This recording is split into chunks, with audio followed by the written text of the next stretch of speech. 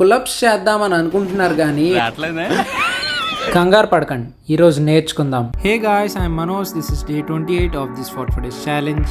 First మీ గ్రిప్ని మరీ వైడ్గా పెట్టకండి, అలానే క్లోజ్గా పెట్టకండి. మీడియం గ్రిప్తోనే బోత్ హ్యాండ్స్ అండ్ బ్యాక్ని యూజ్ చేసి మీ బాడీని పైకి పుల్ చేయండి. కంపారబుల్గా పుషప్ కంటే పుల్అప్ నేర్చుకోవడానికి చాలా ఎక్కువ టైం పడుతుంది.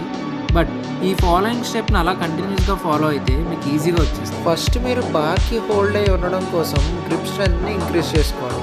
గ్రిప్ స్ట్రెంత్ని మీరు డెడ్ హ్యాంగ్స్ ద్వారా ఇంప్రూవ్ చేసుకోవచ్చు. డెడ్ హ్యాంగ్స్ అంటే జస్ట్ మీ పుల్అప్ బార్ని పట్టుకొని ఇనీషియల్గా 20 to 30 seconds హోల్డ్ చేయండి.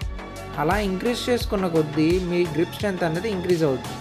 ఆ తర్వాత స్కాప్యులర్ కాంట్రాక్షన్స్ ట్రై చేయండి. పుల్అప్ బార్ని హోల్డ్ చేసి మీ షోల్డర్ బ్లేడ్స్ని వెనక్కి పుల్ చేయడానికి ట్రై చేయండి. ఈ మూమెంట్ ద్వారా మీ బ్యాక్లో ఉన్న మజిల్స్ యాక్టివేట్ అవ్వడం మీకు ఈజీగా తెలుస్తుంది.